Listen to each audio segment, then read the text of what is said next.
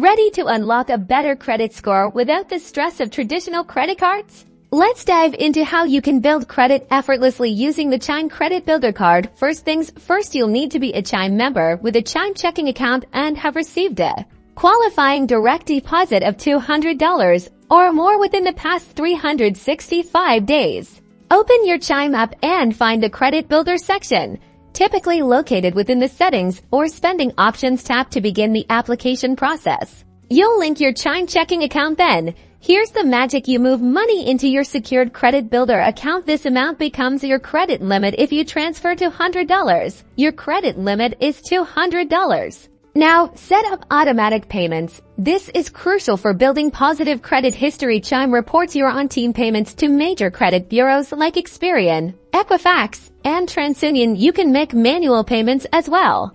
Each month, Chime reports your responsible credit usage and on-time payments to the credit bureaus over time. This positive payment history can help boost your credit score.